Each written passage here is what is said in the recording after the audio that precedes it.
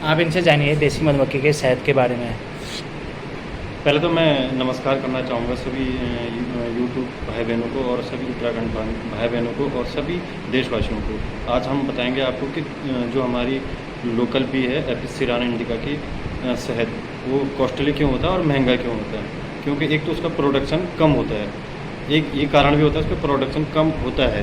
फिर असली मुख्य कारण होता है कि उसमें औषधियाँ होती हैं, औषधियाँ उसमें गुणकारी औषधियाँ बहुत ज़्यादा मात्रा में होती हैं, इसीलिए वो महंगा होता है। फिर उसमें सभी प्रकार के मिक्स शहद होता है और वो लगभग 6 महीने में एक बार निकाला जाता है उसको, और हम साल में 2 बार निकालते हैं। और उसमें लगभग उसको जो हमारा नेक्टर होता है उसमें, और जो नेक्टर में पानी होता है उसमें, तो उसमें पानी की मात्रा लगभग 1% से भी कम होता है।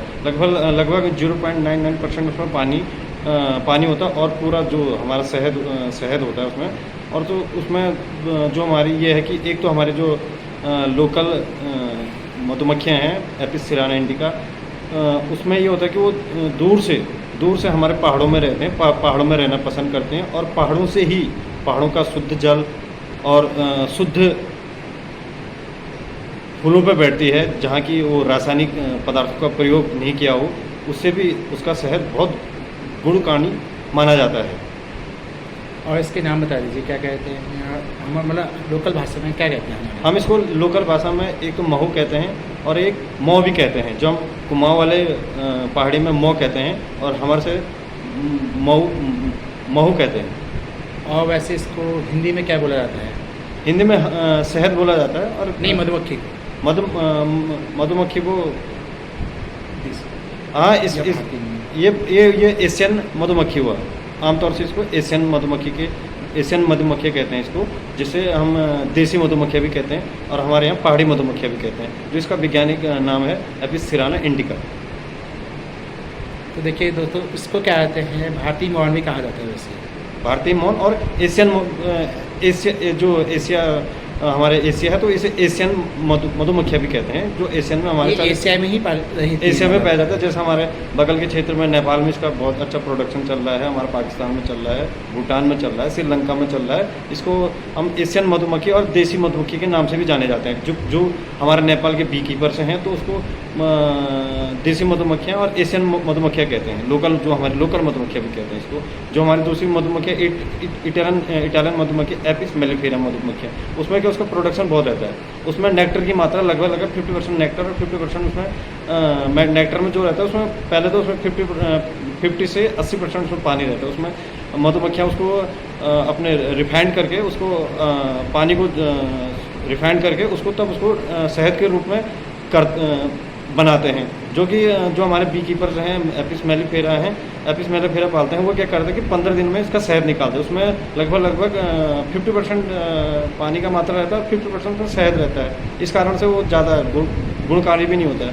और उसमें और जो हमारे मेलिफेरा पालते हैं, वो ऐसे करते हैं कि जैसे जहाँ फूलों की बहुत ज़्यादा फूल होते हैं वहाँ ले जाते हैं। उसमें क्या होता है कि जैसे हमारे सरसों में ले गए, वहाँ छिड़काव करके उसमें लगभग 2-3% रासायनिक पदार्थ भी आ जाता है हमारे शहद में। उसमें हम प्योर शहद नहीं कह सकते उसको। अगर जिसका जैसे हमारे पतंजलि और डाबर ये लोग भी कर रहे प्रोडक्शन, इनका भी काफ़ी कॉस्टली शहद देते हैं। जो हमसे एक बार शहद लेता है तो लगभग बार शहद लेता है। हमारा महंगा भी है, लगभग हम 1000 से 1500 का शहद बेचते हैं। लोग घर में आते हैं, हमको ऑनलाइन प्रचार करने की भी ज़रूरत नहीं पड़ती है। हमारे जो भी यूट्यूब में देखते हैं और एक दूसरे को बताते हैं, भाई उसका जो हमारे उससे शहद लिया तो बहुत अच्छा गुणकारी शहद रहता है। जो हमारे इस बार हमारे कोरोना काल में हमने काफ़ी शहद का प्रोडक्शन दिया हमने लोगों को, और वो इस बार भी हमसे काफ़ी शहद ले जा रहे हैं। और पहले ही जैसे हमने शहद निकालते हैं, शहद हमारा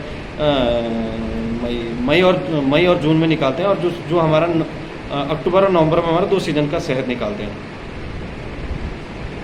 तो क्या कहते हैं, आपको शहद बेचने में कोई प्रॉब्लम होती है अभी तक? नहीं, हमको शहद बेचने बिल्कुल प्रॉब्लम नहीं। हम लोग घर में आते हैं, हम इतना हमारे पास इतना वो नहीं, खपत ही हमारा पूरा नहीं हो पाता। हम लगभग 2-4 जिलों में और कोरियर के माध्यम से भी भेजते हैं। जो एक बार शहद ले जाता है तो दोबारा हमारा जैसे उसका ख़त्म होगा, तो जैसे इस बार 1 किलो लेगा तो अगले बार कम से कम 3 या 4 किलो शहद ले जाता है। हम इतना ही है कि सब लोगों को हम अपना शहद पहुंचा नहीं सकते हैं, क्योंकि उसका प्रोडक्शन बहुत कम रहता है। जो हमारा एपिस इंडिका है उसका शहद बहुत कम रहता है, तो प्रोडक्शन कम होता है, मगर ये है कि 100% प्योर शहद होता है। तो जैसे बोलते हैं कि लोग मिलावट कर देते हैं, वो करते हैं, क्या इसमें ऐसा हो सकता है देसी में? देश में मिलावट तो होता नहीं। पहले तो हम उसको फीड देते नहीं चीनी का। एक तो मुख्य कारण ये होता है कि जो हमारा एपिस मेलिफेरा है उसमें फीडिंग करवाते हैं। फीडिंग हमारे जैसे लगभग वो हर जैसे हमने शहद निकालने के बाद तुरंत फीडिंग कराते हैं। फिर तो उसमें कुछ मात्रा उसमें हमारे जो चाशनी रहते हैं शुगर सिरप, उसमें लगभग 10% उसमें शुगर सिरप भी रह जाता है। उसके कारण एक हम कह सकते हैं कि एपिस मेलिफेरा का उसमें हो सकते हैं, क्योंकि उसमें लैबों में पता किया कि जिनने टेस्ट किया लैब में, तो उसमें भी एक आया कि इसमें थोड़ी शुगर सिरप रहता है इसमें। जो हमारे इंडिका में हम लोग इसमें बिल्कुल फिटिंग नहीं करते, तो इसलिए मतलब ये कॉस्टली है सबसे इसलिए कॉस्टली भी है। और ये पहाड़ों का शुद्ध शहद माना जाता है। ये आज से नहीं, लगभग 10 साल और से भी ये बहुत महंगा है। और ये लगभग हमारे एपिस इंडिका है, ये आज़ाद 1940 से पहले पाला जाता है इसको यहाँ हमारे यहाँ। अंग्रेज जब हम गुलाम देश से पहले भी इसको पाला जाता था। पहले लोगों ने हम दीवारों में पाला जाते थे, अब आधुनिक तरीके से पालते हैं। पहले दीवारों में टोकरी में ऐसे पाला जाता था। चलो, आपका बहुत बहुत धन्यवाद। धन्यवाद सभी लोगों को। धन्यवाद।